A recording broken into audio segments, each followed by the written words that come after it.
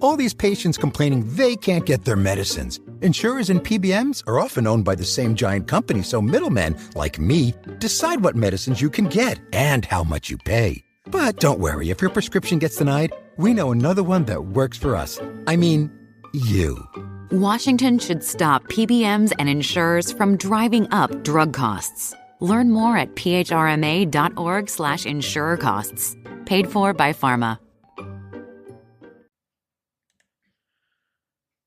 Hey folks, as promised, we have a weekend extra episode of Down in Alabama for you. Now it's a long one, so it felt a bit cumbersome to put it at the end of a 7-minute news briefing, so we have it out today. Instead of preparing this during the work week, I'm actually recording what I'm saying now on the published day, Saturday. And so, of course, that required that I log in and connect to larger society on a day off and get sucked into reading what everybody is saying about politics and everything else. Well, do y'all remember when we took a day or two off from all that stuff on the weekend? Now, people who eat up with it 7 days a week can't be living their best lives. This is commentary off things that I've witnessed in the past few minutes on social media. And it's just my editorial perspective. I was a political junkie by the time I was 8 years old, and I still get to consuming all of it eventually during the week, so I can't judge anybody. But if you're on Twitter, make use of that mute feature. Mute anybody who's intentionally telling you something that's untrue or disingenuous, even if they're doing so, especially if they're doing so for, quote, your side.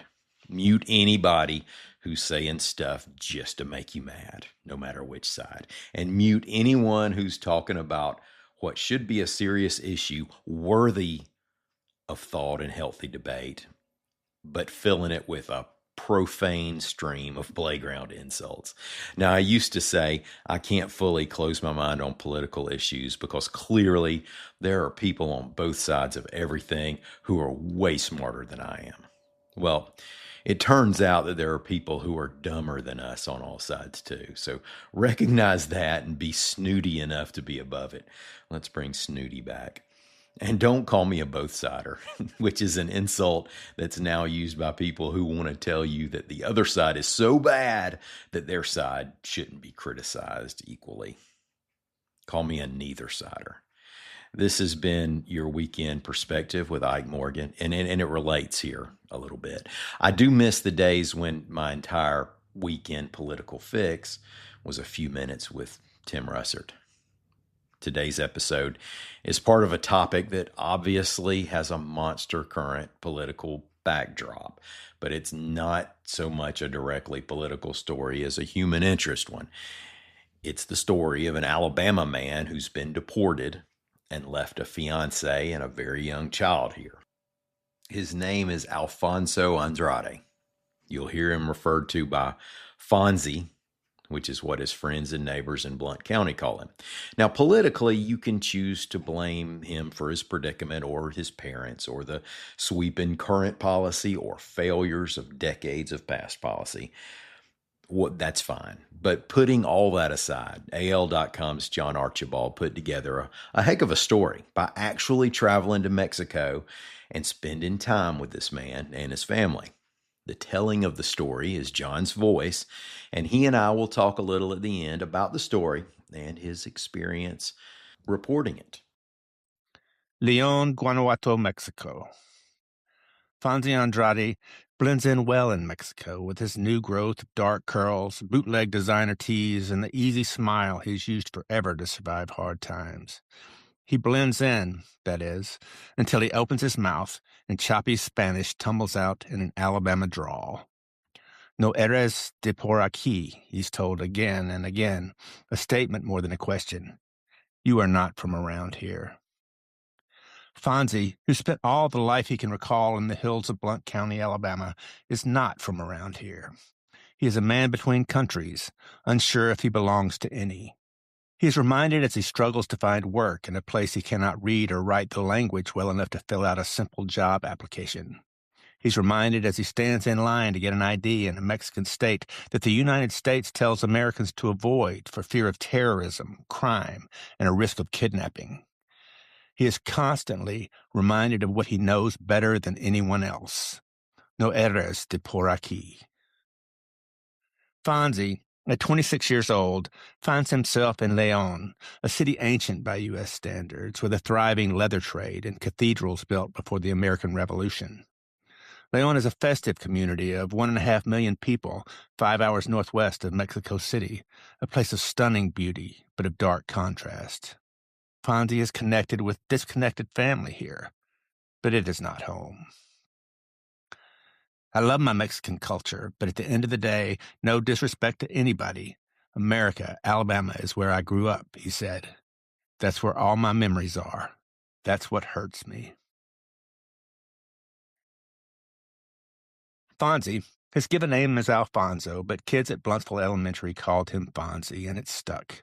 Spent his life in Blount County, a rolling rural patch north of Birmingham known for chicken farms, covered bridges, and a fierce loyalty to Donald Trump. Trump got 9 out of every 10 votes there in 2024, and Fonzie posted his support for the president on social media in the days leading up to the election. He'd have voted for Trump in all likelihood, if only he could vote. Fonzie was well known in Bluntsville, a town of 1757 where the Appalachians began to peter out in central Alabama. His family brought him there when he was barely more than a toddler. It's where he learned to walk and talk, with a southern accent that reeks of northern Alabama. He learned to play football at J.B. Pennington High, to carouse like his teammates did, to yell at the TV during nail-biting iron bowls, to crave gas station pizza, and to believe with all his heart in the American way.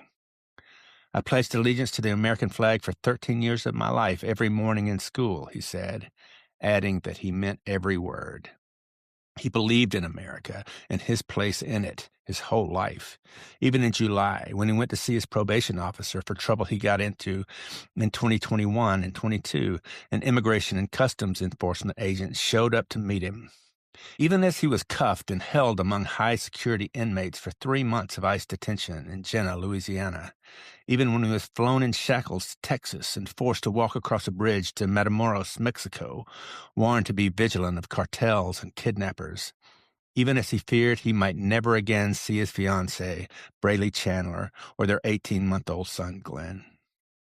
I think I'm still in shock, he said in early November, soon after arriving in León. I don't know if I'll ever get over being shocked because it's just so surreal, the whole situation and how it's happening, not just to me, but to a lot of people like me. In the last year, police and federal agents seeking to fulfill President Trump's campaign vow to deport millions have detained and deported people across the country in rising and record numbers. The New York Times reported that 3,000 people who entered the country as children younger than 16 had been deported. The number of people detained in ICE facilities has doubled under President Trump, reaching a record 68,000 in December. Many of them have lived in America longer than Fonzie. Many have no criminal record at all. Agents in Alabama arrested at least 5,746 people on immigration-related issues in the first 9.5 months of 2025, according to the most recent data available from U.S. Immigration and Customs. Arrests of immigrants in Alabama alone jumped nearly 200% between September 2024 and September 2025. Detentions rose 30%. Many have criminal records, but often those records are for misdemeanors or traffic stops and do not represent the worst of the worst the president pledged to remove. Many more, as AP reported last year, have no record at all. In North Alabama, a young Hispanic man brought to the U.S. as a child like Fonzie was stopped for a DUI last year. The charge was dropped, and he had no criminal record, but he was deported, leaving a fiancée and an American child with health problems, though not severe enough to meet the lofty, extreme, unusual hardship required by immigration. A mother of small children was stopped for an expired tag by a police officer accompanied by an ICE agent in North Alabama. She had no criminal record, but was removed as well. Ignacio Zaragoza had lived in America for 27 years, longer than Fonzie had been alive. He owned property and a painting business and raised children who still work legally and productively in this country. He has no criminal record, but was picked up with about 70 other people at a cockfight in Blount County last year. He was not charged with a crime, but was deported, leaving his wife and 7 children behind. My mom and dad have been married for 35 years now, said Zaragoza's oldest daughter, Lady. That has really devastated my dad. He's always been with my mom through thick and thin. Through all their struggles, they've been together. They've been apart for just a couple of months, hanging on to the hope that he'll be able to come back home to us, she said. Deported for that. Fonzie's case has gained a lot of attention in Alabama and beyond, in part because he was so deeply embedded in his community, attending the Baptist church on Sundays and Methodist youth group on Wednesday nights, playing football and soccer and later officiating both. In part because he's an affable, good-looking guy with a pickup truck and a football highlight reel, because he seems and sounds so American. People are all praying for him, said Donald Nation, a Bluntsville man who took in Fonzie and one of his sisters years ago when their parents split and their father was removed from the country. Nobody thought he needed to be deported, Nation said. I mean, he's not a criminal. He's just a kid, just a young man. He's never been in any serious trouble. You know, he had 2 misdemeanors for marijuana. How many kids would get deported for that? He said. Fonzie was arrested for possession of a small amount of pot in 2020 and again in 2021. He later ran about 10 yards from police before he came to his senses and stopped. That was really stupid on my part, he said. I knew I could go to jail, but I didn't think they would send me to another country. Fonzie understands now what mentors like Nation and the Reverend Tyler Cantrell sought to teach him when he was young, that he should have done many things differently. He should have stayed away from that weed, for he had more to lose than many of his friends did. He should have found a way to come up with the fees, now more than $500 a year, to remain on DACA, the Deferred Action for Childhood Arrivals program designed to protect children brought to America by their parents. Most of all, he should have recognized the situation he was in, even when it seemed he was part of America and America part of him. But he was young, and his whole world was football and fitting in the 645 square miles that is Blount County. Cantrell, a Methodist minister and former Blountsville City Council member, got to know Fonzie in youth groups and was among the first to support him publicly after Fonzie was detained in July. He's received a little pushback, he said, but not much. Some people have argued that Fonzie simply doesn't belong in the United States, and Cantrell said they can agree to disagree. As for those who worry about the trouble the young man found himself in, this was 3-4 years ago. And number 1, it wasn't huge in the first place, and number 2, he'd gotten it right. So I'm like, what? Why now? Obviously, it's just because of the administration who's in office and what the agenda is, so I continue to stand by him, Cantrell said.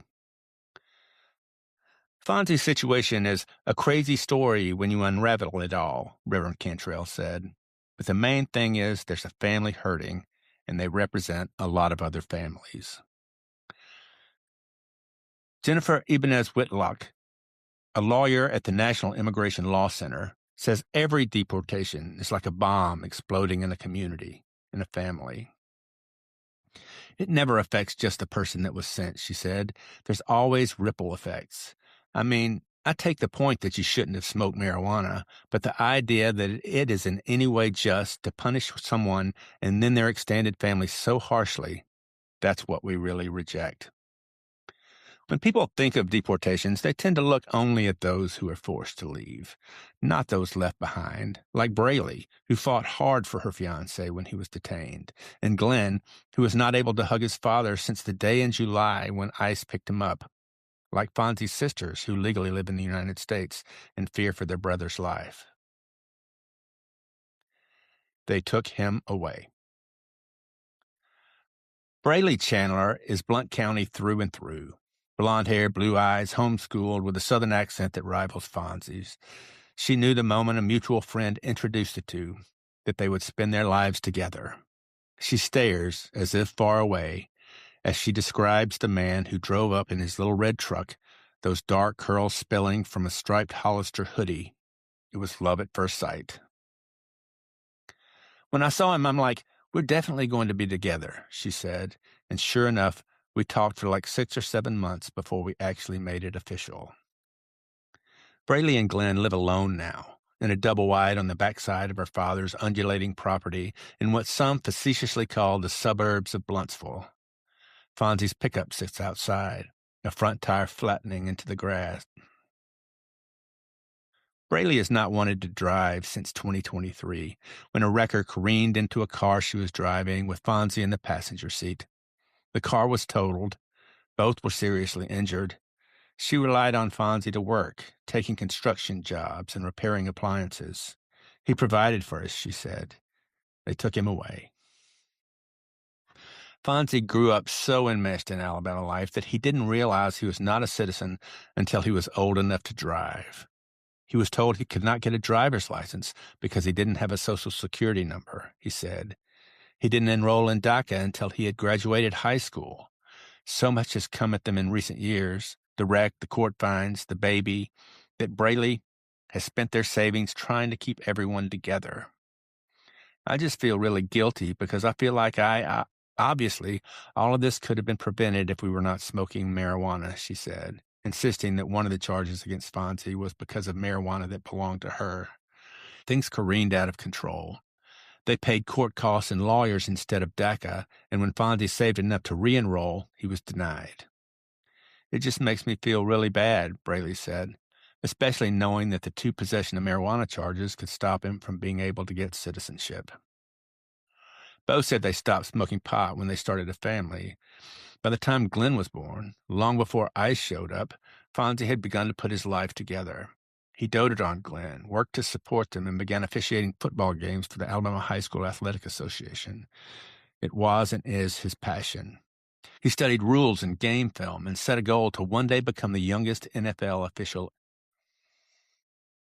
Fonzie has had dreams taken away before. He wanted to be a cop, a U.S. Marshal. He wanted to be a policeman, and that was an impossibility, Nation said. He tried to join the military, but that was an impossibility. He wanted to be an MP in the military, but they wouldn't let him in.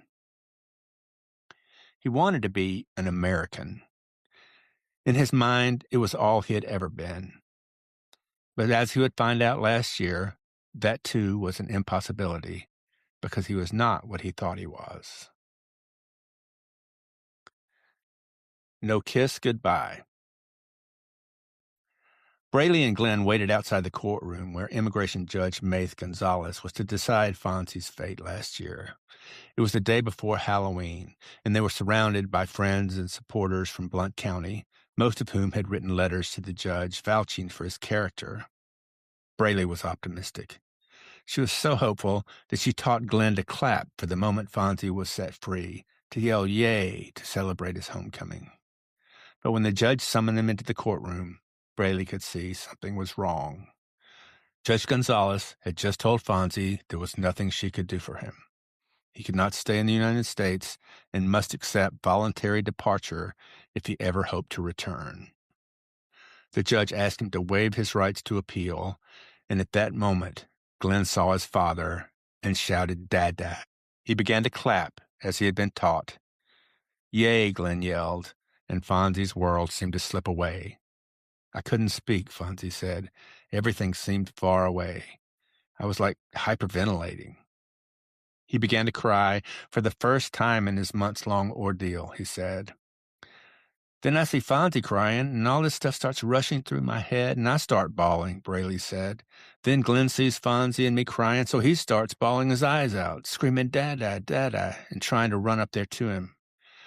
I had to have my cousin take him out of the courtroom so they wouldn't kick us all out. That was the last time they saw each other in person. Fonzie was taken away in chains. He was not allowed to touch Braley or Glenn, to hug or kiss them, or even come near.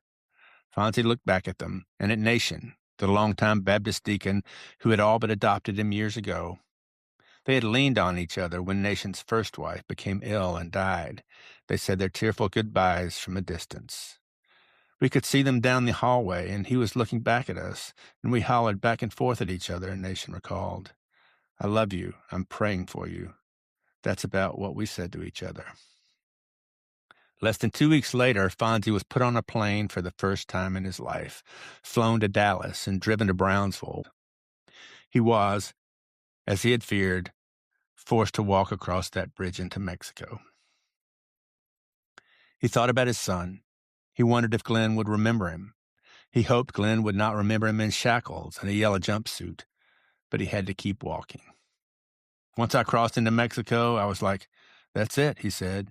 "I don't know when I'll be able to come back, but I'm here now." Crossing the bridge. There's a silver lining for Fonzie. It's that he was able to reunite with his father in Mexico, that he could find guidance and safety and a place to stay under his roof. There is love between them, but there is also distance. Fonzie's mom and dad, also named Alfonso Andrade, separated by the time he was in 6th grade in Bluntsville.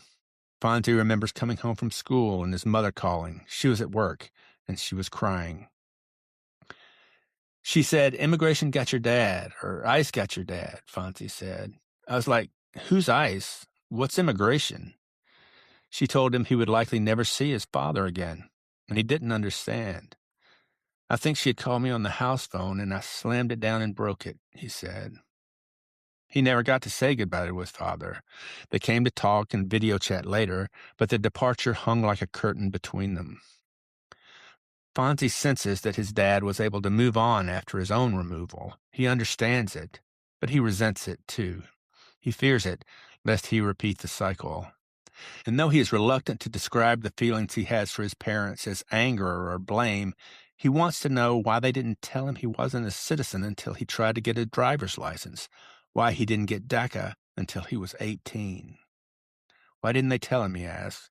Why didn't they tell him what he needed to do? "I'll be real. I was mad at my parents," he said, on prodding. "But as I got older, I was actually happy that they made a sacrifice to bring me to the United States." People often ask why immigrants like Fonzie fail to become citizens, but the path is a difficult one. Rising fees and court costs and lawyers' bills make it almost impossible, Braley said. "It's thousands and thousands of dollars," she said. "Realistically, nobody around here has that much money. I don't have that much money." "And money is no guarantee," Whitlock said. "I know people who've been here 20 or 30 years," she said. "It's not that they don't want to become citizens. There's literally no way to do it. But they become enshrined in our communities, both as community members, but also part of our economy." It makes Fonzie happy that Glenn was born in America to an American mom, so that no matter what other pattern repeats, he will not be forced to leave. "My son's never going to have to go through what I went through," he said.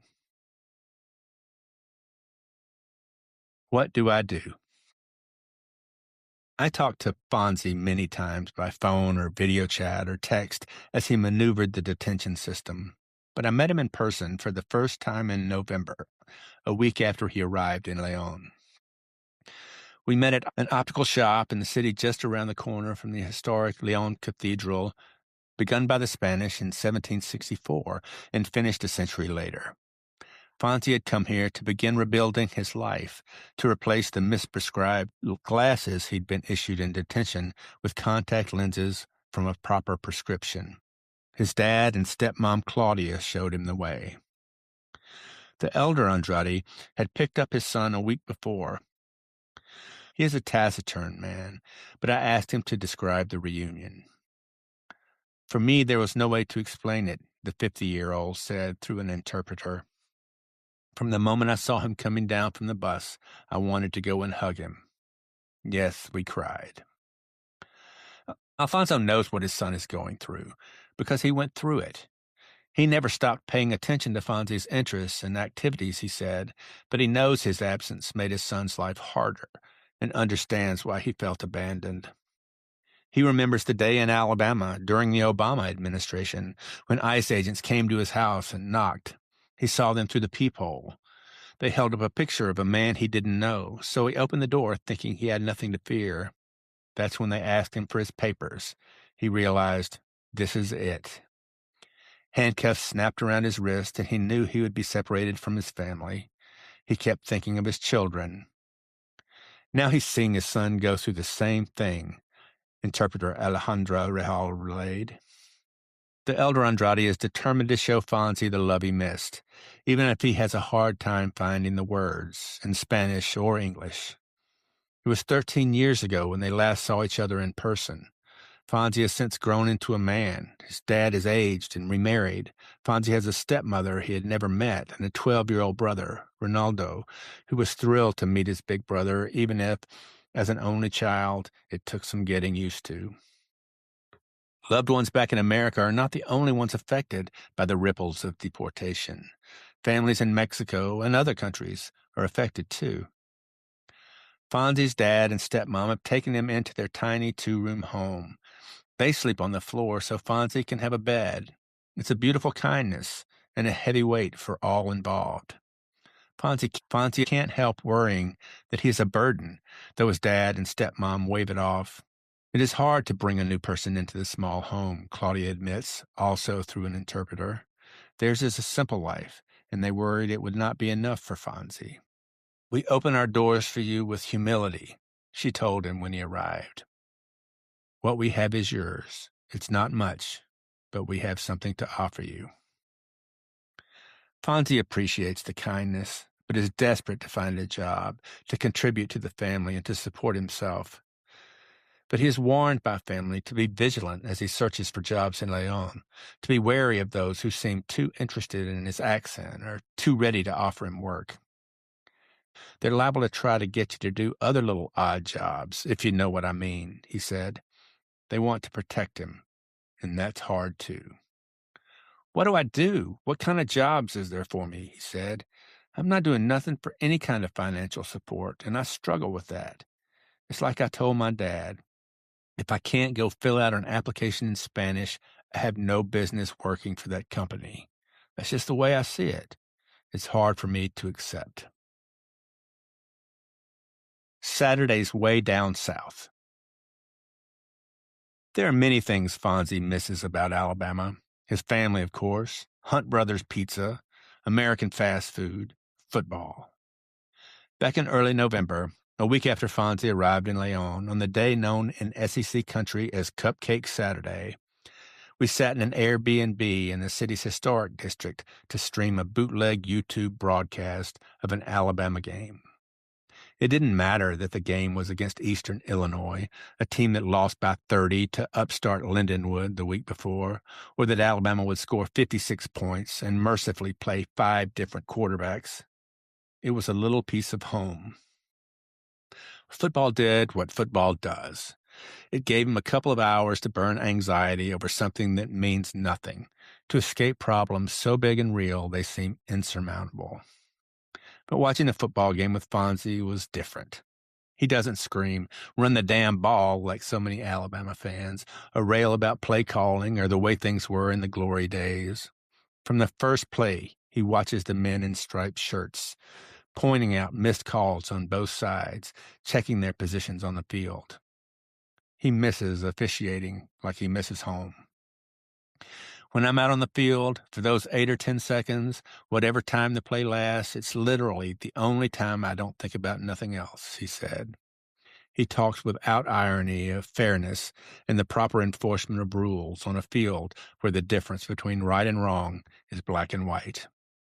Officiating has become such a part of him that he finds it difficult to be a fan. "I have a love-hate relationship with that," he said. "I don't want to just be looking for what somebody is doing wrong." Each day, Fonzie tries to call or video chat Brayley and Glenn. Often he goes outside to find privacy, although he worries about safety since he began to follow local crime news in Leon. They spoke the day I met. It was a hard day for Brayley, as she had dared read the comments beneath a social media post about Fonzie's deportation. Most of the comments were kind, but not all. She was close to tears. "It was like, you and your beanbag son can go back to Mexico and have fun raising that beanbag kid alone," she said. "Why would you say that about an innocent child? I don't understand how people are just so cruel. Why there's so much hatred in the world." If they knew who Fonzie was, she added, nobody would say half the things that they'd said. My home's in Alabama. Fonzie wonders now if he will ever be able to return to America. He intends to marry Brayley, and Reverend Cantrell said he's willing to perform the service on a bridge between the two countries. Fonzie can apply for re-entry into the United States in 4 years, but it will likely be a long shot unless his lawyer can convince Blount County officials to drop at least one of the misdemeanors, a step that would make his return attainable. Fonzie insists he wants to do it the right way, so he spends his time trying to rebuild, filling out paperwork to get a Mexican ID that allows him to apply for jobs. He's visited language schools, hoping to teach children English, and has signed up for testing to see if he can qualify for such a job. He's explored American football leagues in Mexico, holding on to the dream of becoming a referee in the pros. He is considering looking for work in one of Mexico's resort areas, Cancun or Puerto Vallarta, maybe, because he figures they need people who speak English. He is seeing part of the world he never imagined and never would have seen from Bluntsville. He is disillusioned with politics, hurt that people in the state he loves are seemingly so eager to send people like him away. But he desperately wants to come back. Alabama is home. He repeats it like a mantra when things get too overwhelming, perhaps to convince himself that it is true. That's where my memories are. It's where I went to school, where I played ball, where I made friends. It's where I met Brayley, where my son was born, he said. This is my birth country, but at the end of the day, my home is in Alabama, and it will forever be my home. One way or another, God willing, I will be back. We just got to let this little short storm pass, and then we'll be together. I'll be at home once again. Okay, we're back in the studio with the writer of that piece, John Archibald, Pulitzer Prize winning columnist John Archibald. John, welcome back to Down in Alabama. Hey, good to be here. Always good to be here. Man, there is a lot to take away from with that story, and what a well done piece. And we'll get to the actual working of the story in a minute. I had a few takeaways other than the obvious. There's a sad human story. There's frustration on how over many years we have not figured out a way to settle an issue, and it comes to a head now. I'll share a few thoughts, and you can tell me your thoughts on their place in the story.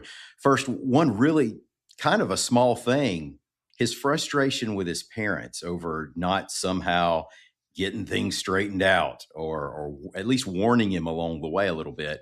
I think that's a really key point. I'm glad you put it in there, because people come to these stories about illegal immigration with the whole political, I'm either against it or for it, and they're frustrated by, hey, why didn't you just fix this along the way? Yeah, that's interesting, and it took some prying to get it out of him, because he loves his parents. He loves them, and on the one hand, he's really happy that they brought him here. On the other, he was kind of caught blindsided. He didn't. I mean, it's hard to fathom that you don't know that you're not American until you try to get a driver's license like all your buddies. And you go and you can't because you don't have a social security number, and all of a sudden, boom, you realize your situation. And so, I mean, I think a lot of his issues really were because of that. He just didn't understand the situation he was in. And then after that, he didn't understand how to navigate DACA, and didn't apply for that until he was 18. And he does have a little bit of, I mean, it's very difficult for him because he loves his parents. But at the same time, he wants to know why you didn't just tell me what to do, why you didn't just tell me what I was. And I do think that goes a long way. But you're so right about, we come to it so divided and so ready to have our position. And I think that, our best role as journalists is to, just say what happens to people who are in it, and that was the goal, is we talk all the time about it. Let's see how it affects somebody. Yeah. And he's in this, position with his folks. With grown-ups who cross the border illegally, you could say, and people do, well, you need to sit back, try the proper channels. He didn't really have that opportunity because he was such a young child when they brought him over here. Right. And I mean, and a lot of people say that, well, you're a criminal if you're, and like, yeah, he was a criminal before he could walk, Mm. so, and once, I mean, if you do come in illegally, there's not a lot you can do, right? Right. But I mean, I really didn't want this to be a story about politics, I Right. mean, because so many people are being, what struck me the most is that, I mean, I'll be honest, when I first heard about this, I've been following this for, I guess, close to a year now, until it all broke down in the spring of last year. And what struck me, I was getting calls from people in Blount County, saying, hey, this kid's part of our community, and, I've known him forever, and all this. And I talked to him, and he had made some mistakes, and, he was 19, 20 years old. I mean, dumb stuff, stupid stuff, that kids do, but that it's also criminal in turn, Yeah. And all I could think of was I was 19 and 20. I was that guy, I was that guy who didn't know what I was doing, and thought that the world revolved around me, and I got in some trouble, and because of who I am or who my parents were or whatever the case may be, I walked away from it into a life that was good to me, and that I enjoyed. And I couldn't help thinking, man, especially hearing him talk, who sounds a good bit like me. Right. It was just him, it's just a thing about, it's just circumstance, because this kid thought he was American. Just imagine that if somebody told you one day that you're not who you think you are. That's what's so horrifying to me about the way you described him walking across that bridge into Mexico. I mean, he was marching into a foreign country. Yeah, and because, I mean, I know the story's long, but there's so much that I wanted to say that didn't get in. But the fact of the matter is, the whole time he was in detention, he was, he was hearing from people from Mexico and other countries, and from people telling him how scary it is, and how they'll be waiting for you, and how if they know you're from up north, they're going to be trying to find ways to use you, and they'll take you off the streets and all this. And as soon as he got into Mexico, he crossed that bridge, and the Mexican government picked him up and took him to the safe house, and they told him the same thing. You're free to go, but you're stupid if you do. And so all this time he can speak the language, but not great, and can't read or write it, and doesn't know anything about the culture, the politics, any of it. I mean, this is a Roll Tide Alabama kid who all he knows is Blount County, and so it's scary as hell. Yeah, and another point about how he, may not have been prepared. He did stupid things. Well, you're like, well, you got to recognize you're different. What are you doing, smoking pot anyway? What are you doing? Updating your DACA status is so well. He didn't spend his childhood being taught these things. He was just bam. Now you got to be so responsible about your status, and he let a couple things slide. So that's where we are now. Another thing, from what you wrote, it sounds like the judge didn't have any choice at all in the matter, which I think a lot of people are right now. They're looking for hard and fast rules, no subjective rulings from judges. That does take away that step in the process that says for somebody to say, hey, this case seems different from what stated immigration enforcement goals are. Yeah, I mean, it's difficult. I mean, the fact that he had 2 misdemeanors against him, two different times, is really what hurt him. And some regulations changed after he had been detained, before he had seen the judge, that made it even more difficult. So as a really sort of sad result of all of these things, he ended up paying lawyers a whole bunch of money. I mean, what I mean, almost the equivalent of a year's pay in Mexico. Yeah. To do things, and he's really unsure if it did any good at all, and it certainly didn't, because he wound up where he was going. And but the judge appeared to be somewhat sympathetic, but said there's nothing I can do. So he's wondering, if that's the case, then why did it get dragged out for 3 months while he was away from his family, who had to commute down there and all that. So Yeah, that's one thing. If we're really being this ham-fisted stuff, supposedly, I mean, there's so much we don't see into this, which is why doing a story like this is important. Yeah, it seems like people are in detention for an awful long time to be processed, almost as if somebody's making considerations along the way, but we don't really hear about too many considerations. right, it didn't hear the only consideration that, and this is an editorial comment. Okay. The deportation industrial complex is, a huge business, and and people are making money with people in those facilities. I don't think that that's the reason that he was delayed that long, but I think that it contributes to a lot of people being detained. Yeah, it certainly doesn't grease the wheels any. Right. Um, uh, Tell me about some of the technical aspects doing this story. Have you ever traveled quite like this for a story? Uh, no, I haven't, and I was. It was interesting. We'd been following him for, I guess, 3 or 4 months, 3 months at least. Yeah. When October came, and he was ordered to take voluntary deportation, which he insists was not voluntary. And our editor, Challen Stevens, called and said, "Hey, you want to go to Mexico on it?" And I was like, "Well, yeah." And with 2 days later, we were on the way, I think. So it was a rapid development. We ended up finding a real good translator and driver who helped us along the way, and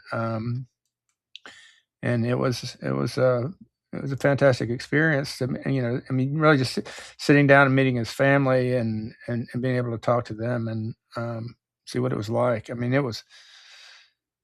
watching the guy have to get new contact lenses and papers, and try to apply for jobs where he couldn't write the language, and it makes you can't help but make you imagine what it'd be like to have to start your life over involuntarily in a place you didn't understand. Here's a really blunt American tourist question for you. Did you feel safe in Mexico? I did. Well, you have to ask that. I mean, the company was very concerned about that, because Leon is on the U.S. government says, don't go there if you can help it. And through our research, we found out most of the danger is sort of on the roads outside of that area, and in the city is pretty safe. And, don't do stupid things. I found it to be incredibly beautiful and vibrant place, where like every night there's concerts and festivals. It seems like every day is a festival, and it has that sort of old school quality where people are buying things out of stores. So there's Oh wow, yeah. a lot of people doing that. So I mean, and which was really refreshing to see. Of course, it's all from China, but That's yeah. Some things never change. Uh, yeah. yeah, I've only been to that country cruising into Cozumel, and at the time, you didn't think that much about it. So we did some walking. I took a cab. I'm not sure how many pesos I paid the cabbie, but I think it was a real good day for him. Probably by the time I figured it out later. Um, uh, what kind of challenges did you run into? Were there any moments of, oh gosh, I can't, this isn't going to work? Yeah, I mean, I worried. I mean, I worried about a lot of things. I worried, about getting the story right. I worried about, you know, there's the undeniable truth that this guy made a bunch of mistakes and did a bunch of stupid things, and which he knows, and so as a result of that, you got to question: is this the poster child for talking about immigration? But I came down to the point where this is some he's able to tell a story very well and is willing to do that, which is rare. And he was so embedded in his community, people in the churches, and who goes to both Methodist and Baptist churches? You know what I mean? Yeah. And played football and did all those Alabama things, and so I thought, well, the question is not whether a human being is perfect. The question is whether we can use his story to see what people go through, and to me, the biggest point of all of this is just that it's not about one guy. One guy got deported, 15 feel the effects. That's right. That's the family here, the fiance, and of course, this is representative of some other folks. Now, and even if it's not, just the story on Fonzie, I mean, this guy is as Alabamian as you probably are going to find under people who are being deported. And we do stories on Alabamians. So, that alone, even if he made mistakes, is worth saying, well, here's the situation. Y'all decide, Yeah, and the fact that he was a referee, a high school football referee, really sort of affected a lot of people, which, I think we may use in headlines too much, but a lot of people were interested because of that. But it also makes watching a football game with him pretty interesting too. Yeah, I love that it wasn't just on who's, how much they're moving the ball, but whether they missed a holding call or jumped off sides.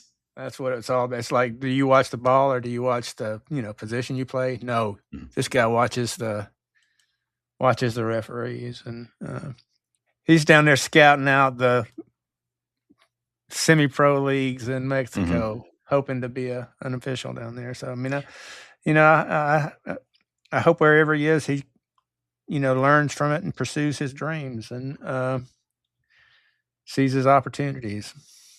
Well, that could be his road back, I suppose, they're talking about getting married on the bridge, and that could help him. It's not going to be a, be all end all solution, but it could help, and he'll be able to reapply in 4 years. And if he, keeps his nose clean and does everything right, and it may work out, but it very well may not.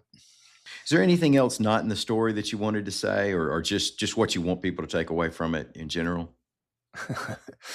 There's a lot in the story I wanted to say, but I think that it probably all you needed to hear is probably in it if you got through it all. But I think I think that like you said, it's really a story of family and a sadness, and that affects everybody, and it's not a question of perfection. But also, if you look at around, there's just so many people, some of them with cleaner records, and many of them with cleaner records and productive members of society that is happening to as well in Alabama and beyond. And so Fonzie to me is just sort of an everyman example, and I hope he represents it well. All right. Well, thanks, John, for taking the time to do this and to talk about this story, and for doing the story in the first place. It's one people ought to know about. Well, it was a privilege to get to do it, and thanks for spreading it around. Thanks to everybody out there for taking the time to listen to this, indulging in a little bit of a longer Down in Alabama episode. I hope you got something out of it. We are going to be back here bright and early Monday morning. Until then, as always, come by and see what's breaking on the internet over at al.com.